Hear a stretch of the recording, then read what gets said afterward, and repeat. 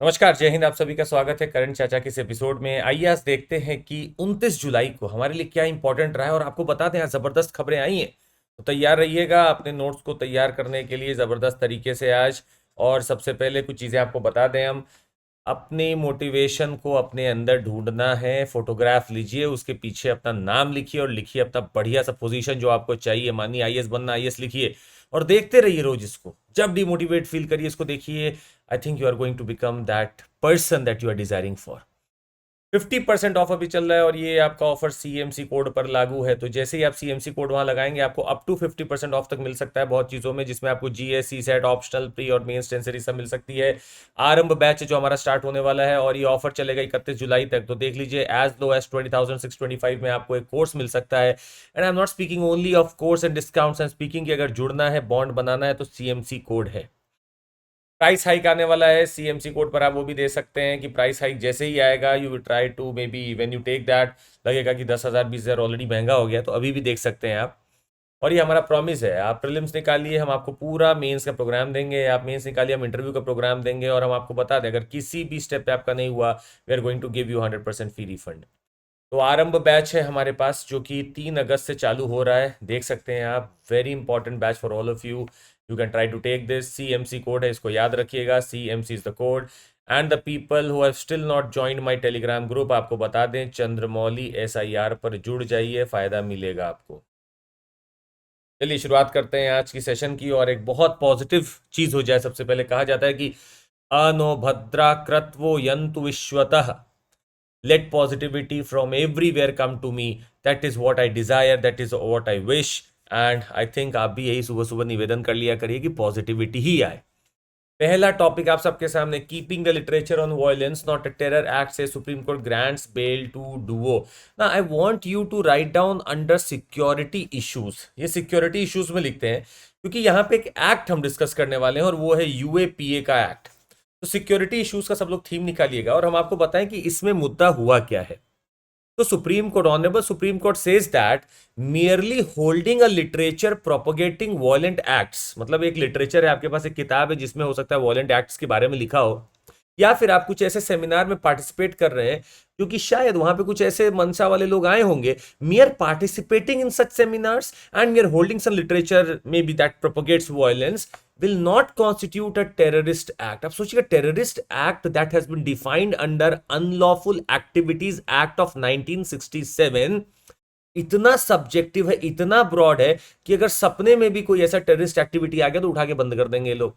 तो supreme court ने बोला कि ऐसा है, सुनो भाई, लिटरेचर किसी ने होल्ड किया है, सेमिनार में पार्टिसिपेट कर रहा है, तो इसका ये मतलब थोड़ी ना है कि वो प्रोफेस कर रहा है, वो साथ में जुड़ा हुआ है, वो भी वॉयलेंस कर रहा है, ऐसा तो जरूरी नहीं है।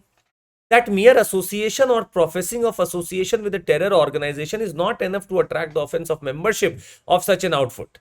It held that National Investigation Agency has to prima facie establish, NIA को पावर है यूएपीए के अंतर्गत इंक्वायरी करने का, उसको ये स्टैब्लिश करना पड़ेगा that a person is associated with a terror organisation with the intention to further its terrorist activities. उसको फर्दर करने के लिए वो इसीलिए जुड़ा है ताकि वो अपना इंटेंशन भी जो टेररिस्ट एक्टिविटी का है फर्दर कर सके। So that's a very clear cut judgement right now that it is not constituting a terrorist act if you are merely holding a literature or you are participating. UAPA के बारे में आपको बताएंगे 1967 में इट वाज पास्ड, जो कि कहा जाता है कि प्रिवेंशन करने के लिए unlawful activities, that itself is a very broad term. तो अनलॉफुल एक्टिविटी वो कोई भी एक्शन हो सकती है टेकन बाय एन इंडिविजुअल और association intended to disrupt territorial integrity and sovereignty of India.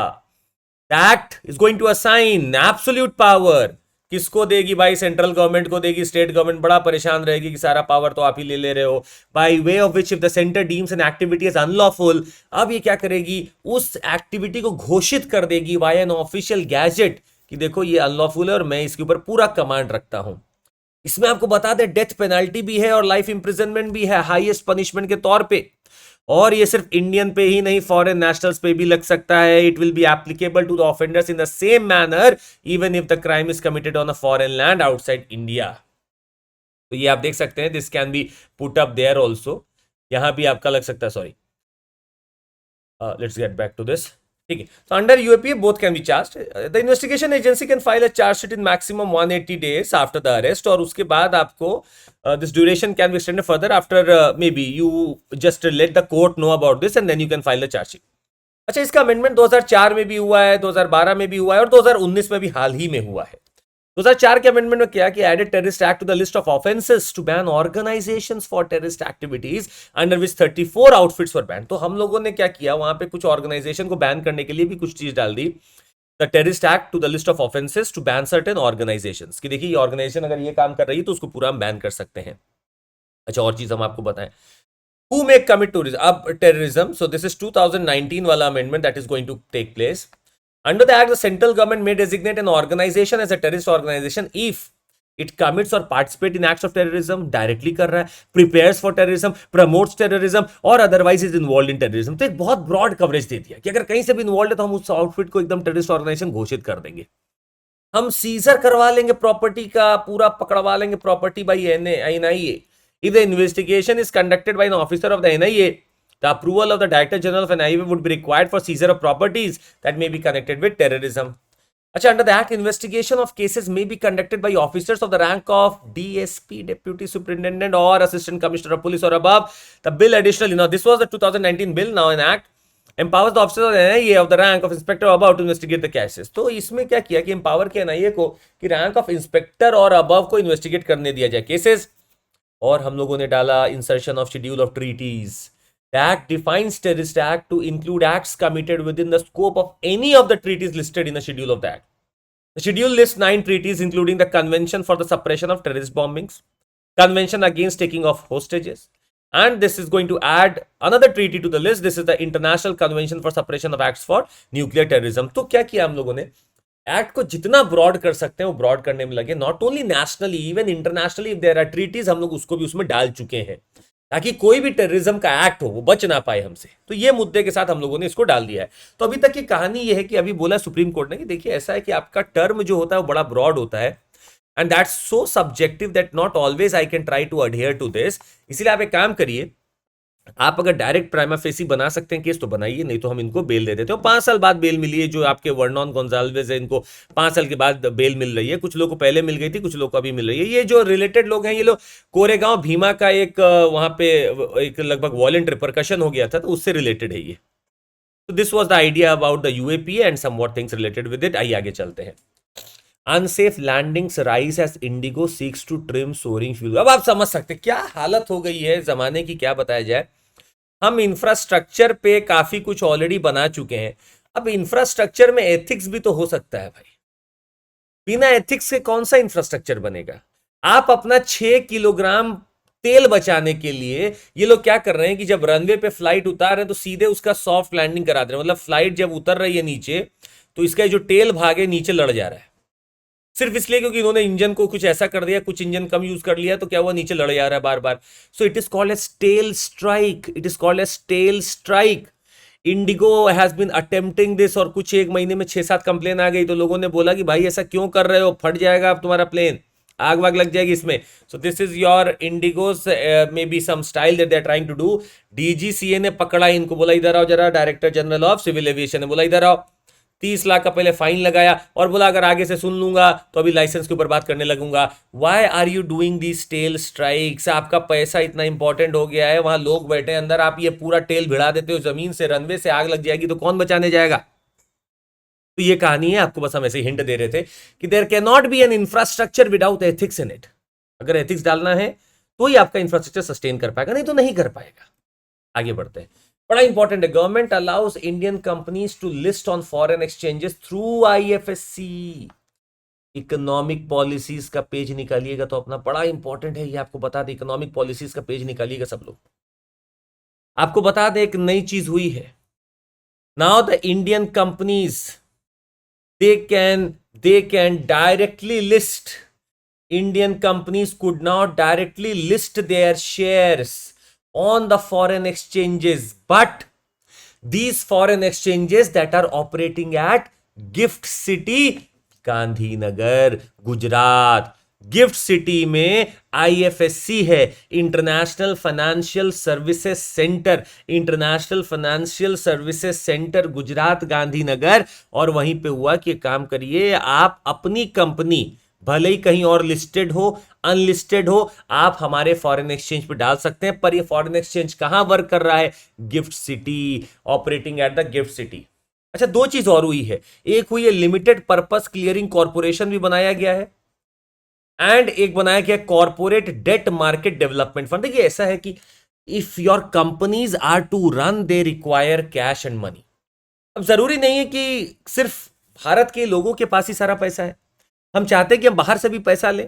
भाई आप डेट किसी को अगर लेते हैं, बॉन्ड किसी से अगर आप साइन करवाते हैं, बॉन्ड का पैसा आप लेते हैं, बॉन्ड उसके पास जाता है, that means you are trying to use that money. Now this money can not only be domestic, you want even the international money to come through. And that is what you are trying to do here. तो हम लोगों ने कुछ clearing corporation बनाया है, और ऐसे आप याद रखिएगा कि कॉर्पोरेट डेट मार्केट का डेवलपमेंट फंड हमने बनाया है। क्या है, अभी थोड़ा विस्तार से देखते हैं।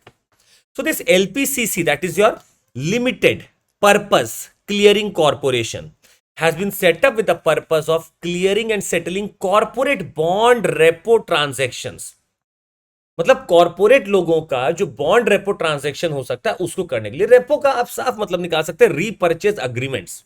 रीपरचेज अग्रीमेंट्स का मतलब होता है कि कभी आपको कैश का जरूरत लगता है तो आप इधर उधर अपने बॉन्ड्स को, शेयर्स को इधर उधर कर सकते हैं। तो अगर आपके पास सहूलियत है कि आप रेपो ट्रांजैक्शंस कर पा रहे हो, तो मतलब क्या, इंप्रूव हो जाएगी लिक्विडिटी आपकी, ताकि आपका बॉन्ड मार्केट और अच्छे से चल सके, लोगों का कॉन्फिडेंस बरकरार रहेगा।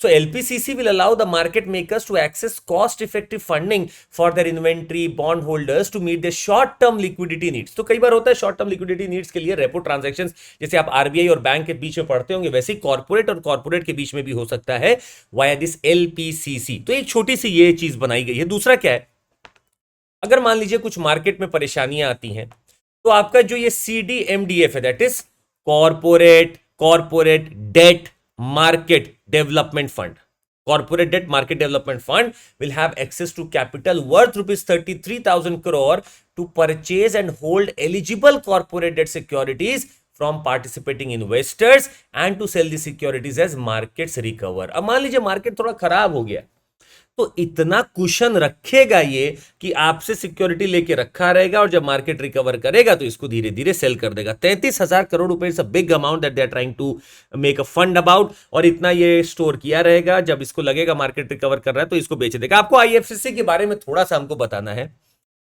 आईएफएससी जो इंटरनेशनल फाइनेंशियल सर्विसेज सेंटर्स बनते हैं, they cater to the customers outside the jurisdiction of the domestic economy. ये वो सेंटर होते हैं जो फाइनेंस प्रोडक्ट के सर्विसेज अक्रॉस द बॉर्डर्स के ऊपर ध्यान देते हैं। London, New York, Singapore can be counted as some global financial centers. Services क्या क्या देते हैं भाई? फंड रेजिंग कर सकते हैं यहां पे लोग, asset management and global portfolio diversification कर सकते हैं, वेल्थ मैनेजमेंट होता है, ग्लोबल टैक्स मैनेजमेंट है, global regional corporate treasury management है, risk management operation such as insurance, reinsurance है, और आपको बता दें मर्जर और एक्विजिशन भी यहां हो जाता है। तो एक ऐसा सेंटर है जो बना है किसके लिए? फाइनेंशियल नीड्स के लिए। फाइनेंशियल जो भी कभी एसेट मैनेजमेंट करना हो, इंश्योरेंस कराना हो, सब कुछ यहां हो सकता है। पर क्या लिए? Jurisdiction outside the domestic economy. तो एक तरह से इंटरनेशनल मार्केट है। जैसे आपको याद होगा SEZ एक जमाने में बड़ा चर्चा में था, स्पेशल इकोनॉमिक जोन। तो कहा जाता था ये economic zone is outside the domestic purview. तो वैसा ही IFSC है, ये डोमेस्टिक परव्यू के बाहर की चीज है, पर ये केटर कर रही है डोमेस्टिक को भी और फॉरेन को भी। तो SEZ एक्ट जो 2005 का था, it also allowed setting up an IFSC in an SEZ और an SEZ after the approval from the central government. और आपको याद होगा कि गांधीनगर में हमारा पहला ये IFSC खुला है, और अब तो क्लियर चीजें कुछ दिख रही हैं उसमें है that we are going to now list our shares, our companies can list their shares etcetera in the foreign exchanges that are operating at the IFSC in GIFT City. मतलब आप एक बात समझिएगा, हम अपने शेयर को, कंपनी हमारी जाकर बाहर के किसी एक्सचेंज पर नहीं हो सकती है डायरेक्ट लिस्ट, पर हमने IFSC में अलाउ किया है अभी तक। इस बात को आप याद रखिएगा। ऐसा नहीं कि जाके अमेरिका में लिस्ट कर लिया इन्फोसिस ने अपने आप को, वो यहीं का रहेगा, वहां करने के लिए कुछ अलग प्रावधान है। But for IFSC now we have allowed, क्या वहां पे भी लिस्ट कर सकते हो in whatever foreign exchanges that are operating at the IFSC। याद रखिएगा। अच्छा, नीचे कमेंट करके एक चीज आप बताइएगा कि अगर मान लीजिए मुझे इन्फोसिस को अपने शेयर को किसी बाहर के, मान लीजिए यूएस के फॉरेन एक्सचेंज पे अगर लिस्ट कराना है तो क्या तरीका है, नीचे जरा एक बार कमेंट करके बताइएगा। तो यहां पे आपको पता होना चाहिए कुछ डिपॉजिटरीज का बड़ा रोल होता है। अगर आपने कभी जिंदगी में इकोनॉमी में डिपॉजिटरीज पढ़ी हैं तो आज उसका जितना नॉलेज इस्तेमाल करिए और सोच के हमको बताइएगा कि इन्फोसिस को मुझे लिस्ट करना है नैस्डैक पे या यूएस के किसी डाउ जोन्स पे, मैं क्या करूं, कैसे लिस्ट करूं, नीचे कमेंट करके जरूर बताइएगा। तब तक हम आगे बढ़ते हैं। अगला टॉपिक, अरे बाप रे, नाइजर, फिर से आ गया नाइजर। देखिए अब ये रोज आएगा कुछ दिन तक, और ये चैनी चैनी साहब हैं, मतलब क्षमा कीजिएगा, इनको याद करने का हमने यही तरीका निकाला। चैनी चैनी साहब है जो वहां के आपके प्रेसिडेंट जो थे बाजूम को, उनको हटा दिया, उनको डिटेन कर दिया और खुद बोल रहे हैं कि मैं आर्मी का जनरल हूं और मैं यहाँ का लीडर बन चुका हूं। खैर, Africa is not new to any such coup, it keeps on happening, भले वो नाइजर हो या ऊपर की कुछ कंट्रीज हो, भले रवांडा हो या युगांडा हो, सारे जगह ही कू आजकल तो चल रहा है वहां पे। इस बीच में नाइजर के लोकेशन को कल आपने देखा था, एक बार फिर से निकालिएगा नाइजर का लोकेशन। कुछ चीजें थी जो हम अब आज और आपको बताना चाहेंगे धीरे धीरे इसके बारे में। आप देख सकते हैं नाइजर का कल हम लोगों ने बॉर्डर देखा था, अल्जीरिया को छूता है, माली को छूता है, बुर्किना फासो है, बेनिन है, नाइजीरिया है और आपका है इधर चैड। कल कुछ लोगों ने वाकई में लेक चैड का नाम भी लिया था। देखिए ये लेक चैड है जो कि एकदम सूखती जा रही है, आपको बता दें ये लेक सूखती जा रही है। ये नाइजीरिया, चैड, कैमरून और नाइजर के बीच में लाई करती है लेक चैड, जो कि सूखती जा रही है। एक सवाल इसके ऊपर जरूर बनेगा, अब इस साल बनेगा या कब बनेगा मैं नहीं पता, पर Lake Chad is going to be a very important, क्योंकि ड्राई हो रही है। जो भी लेक ड्राई होती है यूपीएससी पहले उसी को पूछता है, तो याद रखिएगा लेक चैड। आपको इस मैप पे भी हम आराम से दिखाना चाहेंगे, लेक चैड अगर आपको दिख रहा हो, this is your Lake Chad, a big thing that you can see here, this is Lake Chad, Chad, Cameroon और आपका नाइजर दिख रहा होगा आपको, this is your Lake Chad. चलेगा। अच्छा, अब एक चीज और देखते हैं यहाँ पे हम लोग। अगर आप नाइजर को देखेंगे तो नाइजर और इस पूरे बीच वाले पार्ट में कहा जाता है this is the Sahel region of Africa, the Sahel region of Africa. It is very prospective, resource wise also very prospective, the people are trying to build lot of things there, but यहाँ पे stability नहीं है, इसीलिए चीजें बहुत अच्छी नहीं हो पा रही। ये साहेल रीजन कहा जाता है आपका अफ्रीका का। अच्छा, आप नीचे कमेंट करके बताइएगा कि साहेल का क्या मतलब है, क्यों आखिर हम यहाँ पे इसको साहेल रीजन कहते हैं, ये क्या है ये रीजन। इसके ठीक ऊपर आप देखेंगे तो ये सहारा पड़ता है और नीचे आप चले जाएंगे तो आपको इक्वेटोरियल मिल जाएगा, पर ये आपका है साहेल रीजन। आपको बता दें कि रिवर है नाइजर, जिसके बारे में आपने सुना होगा, ये नाइजर रिवर है और नाइजर की कैपिटल जो है नियामी, वो नाइजर रिवर पे लाई करती है। Naomi lies on the niger capital, very important, niger capital पे लाई करती है, याद रखिएगा इसको। अब नीचे आपको एक और कमेंट करके बताना है कि नाइजर कहां पे गिरती है, where does it fall, where does it make its mouth, please comment करके नीचे बताइएगा। I will be waiting for your answer. तब तक हम आगे चलते हैं। Land use changes putting rocky addresses of animals under stress in Sahyadri plateau. अब आप समझिए कि बहुत बड़ी बात है, ये क्या होने वाला है अभी आपको थोड़ी देर में हम बता देते हैं। आइए देखते हैं। आपको एक बात बता दें पहले, तो ये टॉपिक जो मेरा थीम है वो क्या है, इन्वायरमेंट एंड डेवलपमेंट का। इन्वायरमेंट और डेवलपमेंट की एक बहुत बड़ी लड़ाई है, वो है लैंड यूज चेंज की। बहुत जबरदस्त डिबेट है लैंड यूज चेंज का। कहा जाता है according to some reports 25% of the emissions being done today are because of the land use change. Imagine 25% is a big number. सिर्फ आप लैंड यूज चेंज कर देते उसे 25% ग्लोबल एमिशन हो रहा है, सोचिएगा।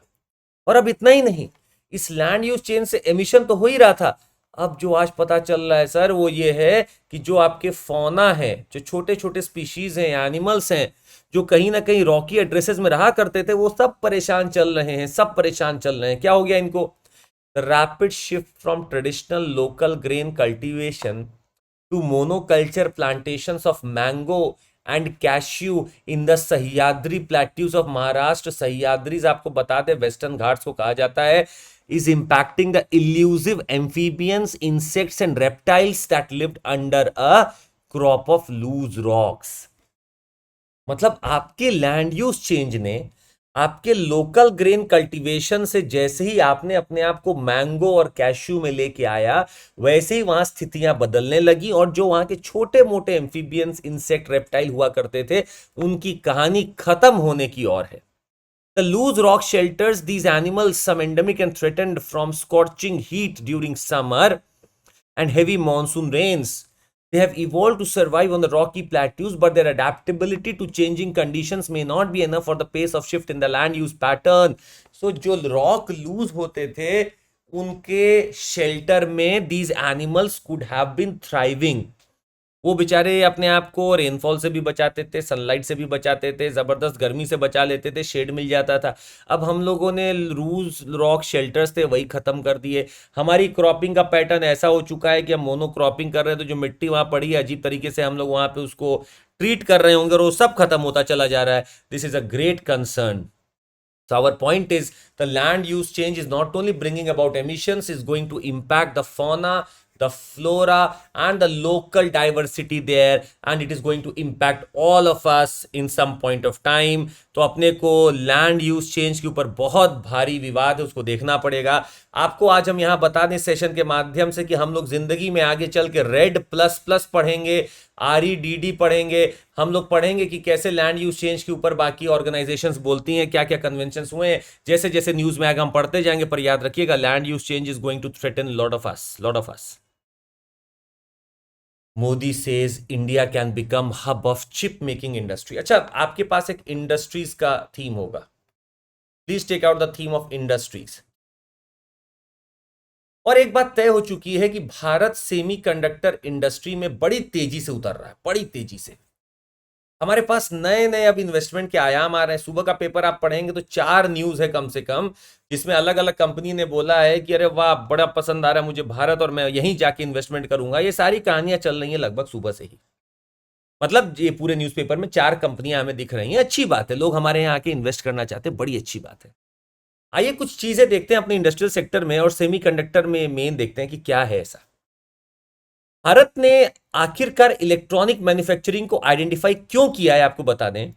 It has been identified as a very important sector so that it can boost its growth by producing goods not just for the domestic market but also for the global market. हम electronic manufacturing को इसलिए इतना ध्यान दे रहे हैं क्योंकि हम देख रहे हैं कि ये सिर्फ हमारे लिए नहीं, ये ग्लोबल मार्केट के लिए भी बड़ा अच्छा हो सकता है. While smartphone manufacturing has taken off in the country with Apple taking the lead, the entire process is largely centered around assembling. पर अभी भी ज्यादातर क्या हो रहा है, इंपोर्ट हो रहा है. हम लोग यही खत्म करना चाहते हैं. We want the chips, we want the semiconductors, we want the manufacturing of the things being done in the country. We should not become assemblage hub. We should become manufacturing hub. That is what we are intending to become. And India has made chip manufacturing a top priority.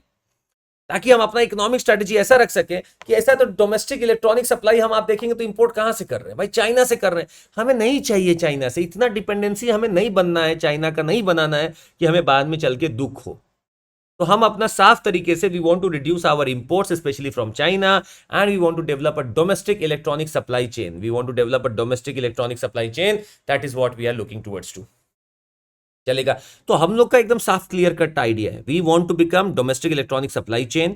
We want to have supply chain resilience. Supply chain resilience जरूर इसमें use करिएगा. इसका मतलब होता है कि आप तक चीजें पहुंचाई जाती हैं. जब मान लीजिए किसी एक कंट्री से आ रही होगी, ये कंट्री मना कर देगी कल, तो आपका सप्लाई चेन खराब हो गया. अब आपसे जहां चीजें जाती थी वो भी खराब हो जाएंगी. तो आप इसीलिए रेजिलियंस बनाएंगे कि मैं सिर्फ इस पे आधारित नहीं रहूंगा, मैं 3-4 लोगों से और भी बात करके रखा हुआ हूं. That is supply chain resilience. India government ने already has given 1645 crore in PLI incentives. PLI is your, कल ही आपसे बात हुई है, प्रोडक्शन लिंक्ड इंसेंटिव. अगर आपको याद हो कल ही हमने आपसे बात की है प्रोडक्शन लिंक्ड इंसेंटिव की, और हमने आपसे एक प्रश्न भी पूछा था कि प्रोडक्शन लिंक्ड इंसेंटिव कहां कहां दिया जाता है, किस किस सेक्टर में दिया जाता है. नीचे कमेंट करके बताइएगा. जो अभी तक आप बताए नहीं है, कुछ ही लोग बता पाए हैं, प्लीज इसको जरूर बताइएगा कि PLI मतलब प्रोडक्शन लिंक्ड इंसेंटिव किस किस सेक्टर में दिया जाता है. इलेक्ट्रॉनिक्स में दिया ही जाता है, ये स्वाभाविक सी बात है. So we have already offered 1645 crore in PLI incentives to the electronics manufacturers and there's a growing need for semiconductors as they are used in almost all modern electronics. अच्छा, हम लोग सेमीकंडक्टर के लिए इतना दीवाने हो क्यों रहे हैं आपको बता दें. यही भविष्य है कल का. whatever be your maybe whatever entities that you are using, not only mobile phones, anything about your space, about your homes, about your gadgets, anything will have the semiconductors. They have a very unique property of thermal conductivity, of electrical conductivity, of storing, etc. and hence they are being put up. कुछ चीजें आपको बता दें, कुछ barrier है इसमें. हमें भारत में सेमीकंडक्टर इंडस्ट्री क्यों नहीं बन पाई अभी तक इतनी अच्छी जो दिखती है, क्यों नहीं बन पा रही है? क्योंकि बड़ा इन्वेस्टमेंट इन्वॉल्व है इसमें, और हर कंपनी डरती है कि इतना पैसा लगा दूंगा तो बनाऊंगा कहां से।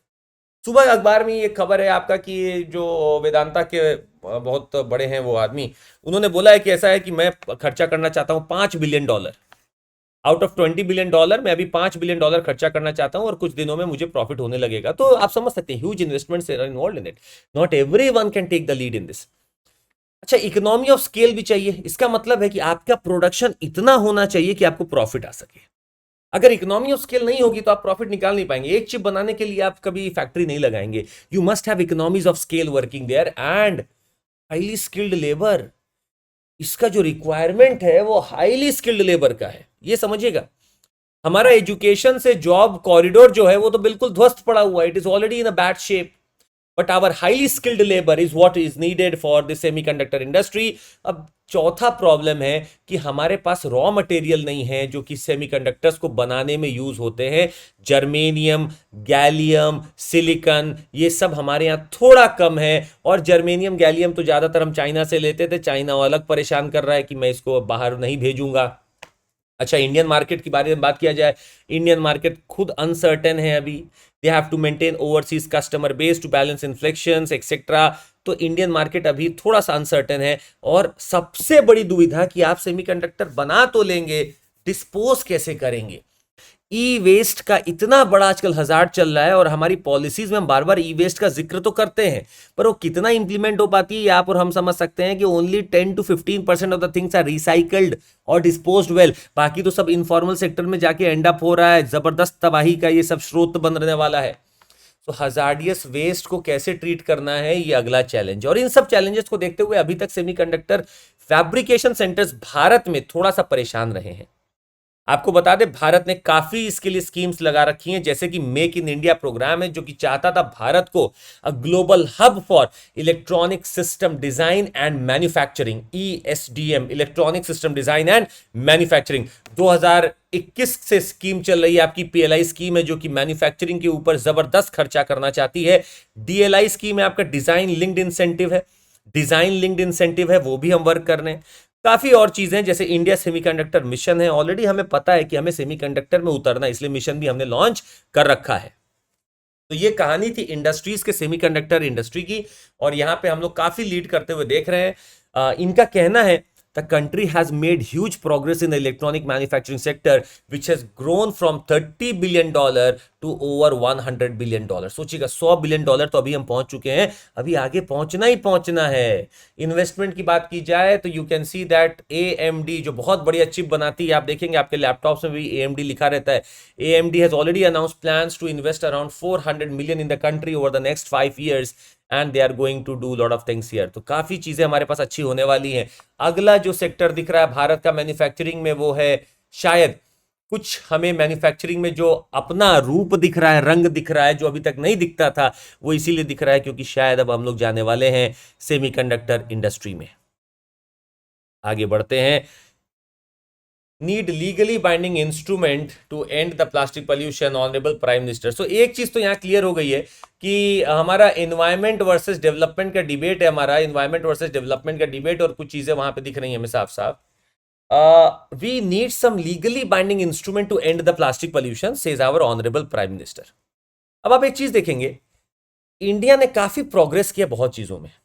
India has already progressed with regard to the climate action plan और the nationally determined contributions, जो हम लोगों ने खुद वहां पे डिटरमाइन किए थे कि ये हमारा कंट्रीब्यूशन होगा, हम लोग ऑलरेडी कर रहे हैं। जैसे कि हमारा अब इलेक्ट्रिसिटी का जो पूरा इंस्टॉलेशन आप देखेंगे, उसमें ऑलरेडी 40% हमारा रिन्यूएबल एनर्जी से हो चुका है। मतलब नॉन फॉसिल फ्यूल से हमारा 40% ऑलरेडी हो चुका है। और ये टारगेट तो हम लोग 2022 में ही अचीव कर चुके थे, लगभग हमारे 8-9 साल पहले ही हमारा टारगेट था by 2030 we have achieved it even before.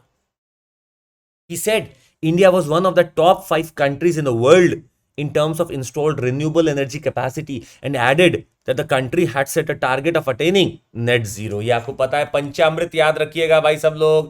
Panchamrit strategy is there, और उस स्ट्रैटेजी का एक पार्ट है नेट जीरो बाई 2070। याद रखिएगा पंचामृत, जल्दी से नीचे मेंशन करिएगा कमेंट बॉक्स में कि क्या पंचामृत स्ट्रैटेजी था। 5 था, जिसमें से एक है net zero by 2070।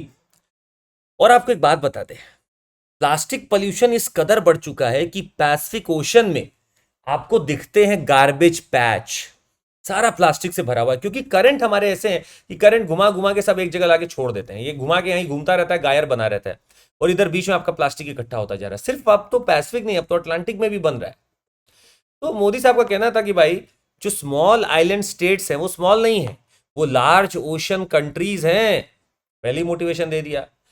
The oceans were a crucial economic resource for them, while also supporting the livelihoods of over 3 billion people across the globe, and hence he stressed the importance of responsible use and management of oceanic resources। और इसमें जो सबसे पहले निकल के आ रहा था कि भाई ऐसा है, प्लास्टिक पॉल्यूशन पर बैन करो, and that too legally we have to bring about an instrument to end the plastic pollution. If we do not do this, it will be a great trouble for all of us. This is what is being said at the convention. अब एक इसमें एक नया term भी आया under mission Amrit Sarovar. ये क्या है अभी हम आपको बताएंगे। More than 63,000 water bodies were developed in just about a year. मतलब सोचिएगा हम लोग अपनी 63,000 water bodies we have just try to recover in just a year. And you also credited community participation in the Namami Gange mission. Namami Gange mission में भी इतना community participation मिला कि आज कहना है लोगों का कि जो गैंगेटिक डॉल्फिन गायब हो रही थी वो वापस से दिख रही हैं।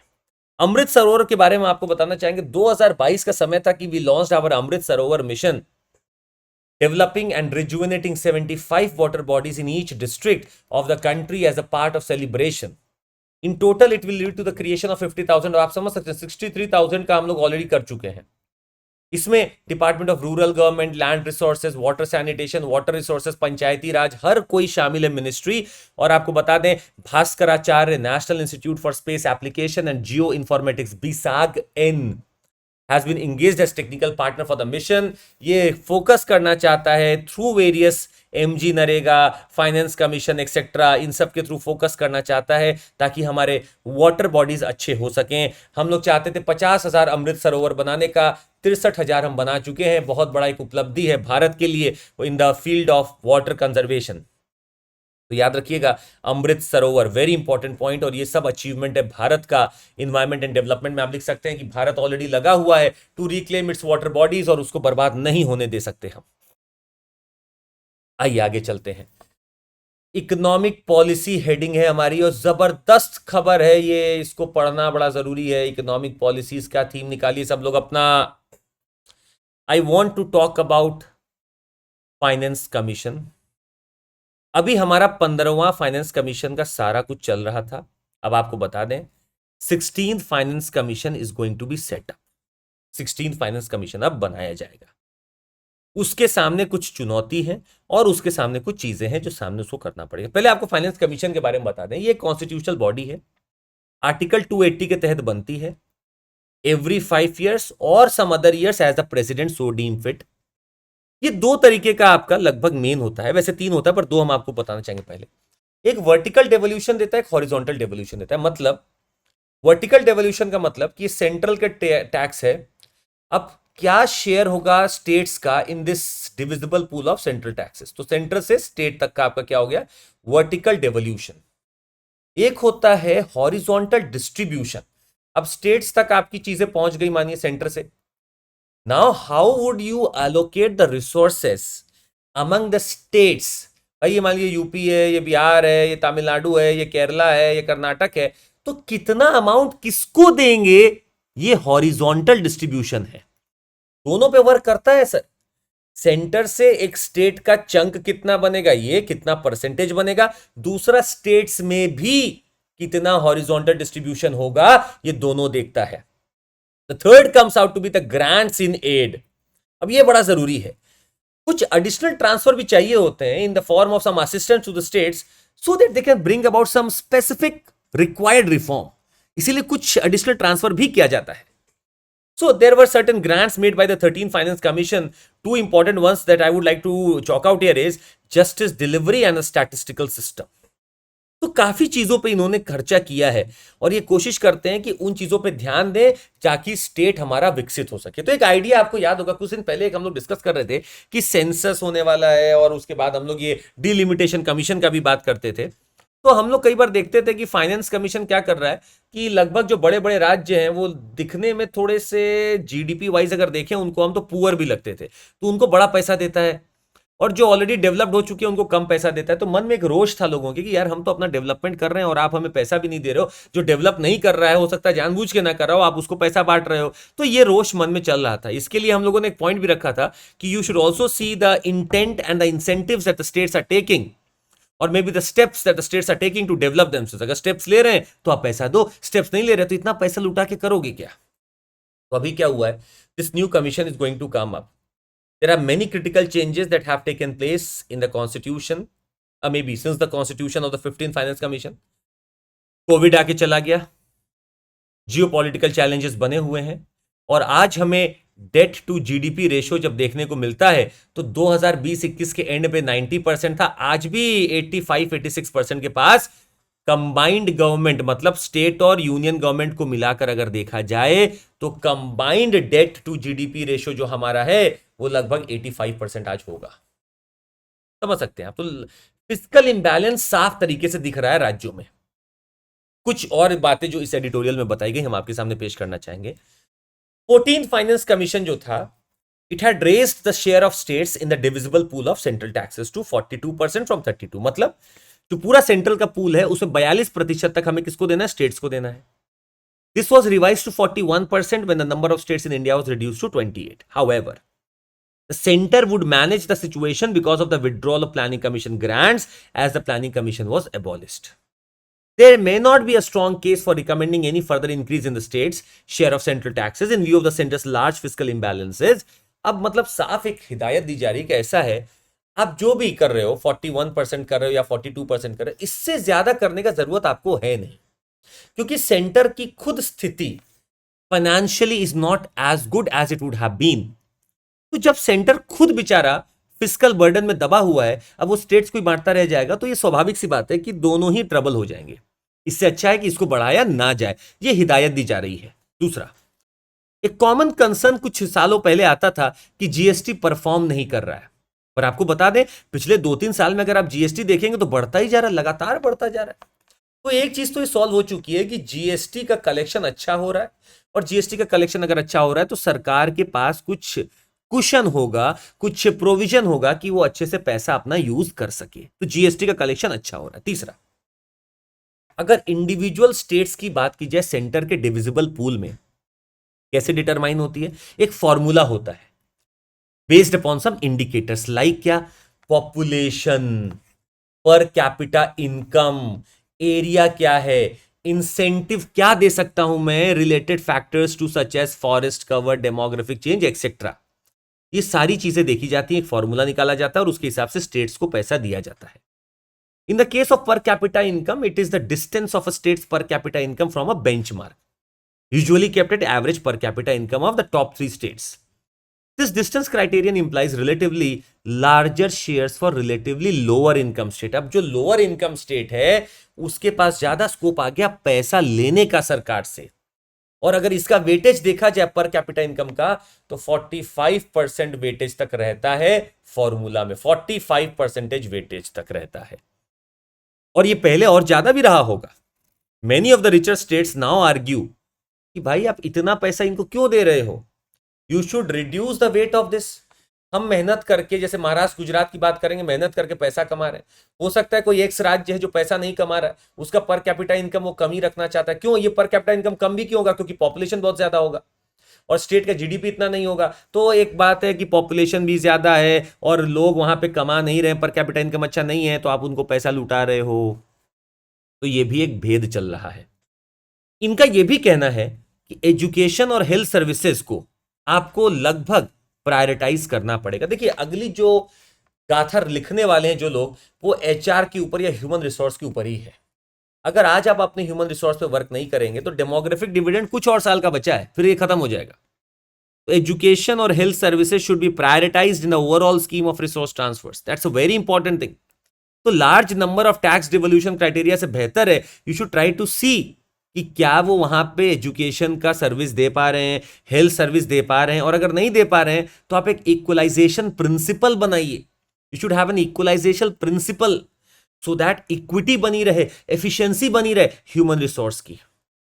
So the basic consideration of reflecting needs, cost of providing services, and equity considerations, these all can be reflected through three criterion provided. There is more fine tuning.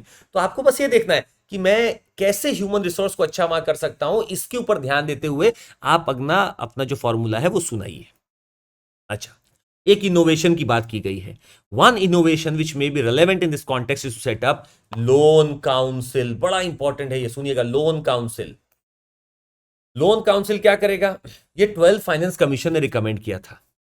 It should oversee the loan magnitudes and profiles of the central and the state governments. मतलब loan को अलग करो पहले अपने आप से। सरकार को एक लोन काउंसिल बना देनी चाहिए थी जो लोन का मैग्नीट्यूड और उसका प्रोफाइल मैनेज कर सके। 16 finance commission should examine the subject of non merit subsidies in detail. However, exclusion of unjustified subsidies will determining the grants may cause the finance commission to be caught in a political crossfire। देखिए, subsidies के ऊपर हर finance commission ने कहा है कि यार इसको बेकार का मत बांटो। At the same time, one cannot afford to be relaxed with respect to subsidies and fiscal deficit। भाई जितना ज्यादा आप सब्सिडी दोगे आपका फिजिकल डेफिसिट बढ़ता चला जाएगा, तो आपको स्ट्रिक्टनेस कहीं ना कहीं तो दिखानी पड़ेगी। Within the fiscal deficit balance that you can try to have, आपको अपना सब्सिडी को मेंटेन रखना पड़ेगा। It should provide carrots to the states maintaining fiscal deficit. आप थोड़ा बहुत उसको क्राइटेरियन में इंसेंटिव डालो, और जो आपका फिजिकल डेफिसिट नहीं रख पा रहे उनको थोड़ा सा आप डांटो, फटकारो, कम पैसा दो। तो इनका यही कहना था, this are all that they wanted to recommend via this editorial. और अभी जैसे जैसे 16 फाइनेंस कमीशन का और चीज आते जाएगा हम आपको बताते चलेंगे। तो ये उम्मीद है आपको थोड़ा बहुत आइडिया लगा होगा इस पूरे में से जो हमने निकालने की कोशिश की है कि क्या हमें करना चाहिए। तो इनका काम था कि लोन काउंसिल बनाना चाहिए, और ऑलरेडी 16 फाइनेंस कमीशन के लिए एक बहुत बड़ा सरदर्द भी होने वाला है क्योंकि डीलिमिटेशन कमीशन भी बैठा हुआ है। तो वो कैसे बिहेव कर रहा है, फाइनेंस कमीशन कैसे बिहेव कर रहा है, ये हम लोग को सब लोग को कुछ दिन में देखना पड़ेगा। चलिए, आज के लिए बस इतना ही है। ज़बरदस्त आज की खबरें थी, बड़ी अच्छी लगी हमें भी पढ़ के, और उम्मीद है आपको भी समझ में आया होगा। ज़रूर नीचे लाइक, सब्सक्राइब और शेयर करिएगा। और आपको बता दें, हमारे फाउंडेशन बैच हैं जो ऑलरेडी स्टार्ट हो रहे हैं, कुछ हैं ऑलरेडी चल रहे हैं। 31 जुलाई से हमारा फाउंडेशन बैच आ रहा है, CMC कोड पर आप इसका इस्तेमाल कर सकते हैं। प्रतिज्ञा batch live from Mukherjee Nagar, very important, you can go and join there. CMC code पर आप ये भी कर सकते हैं। ओल्ड अजय नगर भी आप आ सकते हैं। 0% EMI में आपको सारा लाभ मिल जाएगा।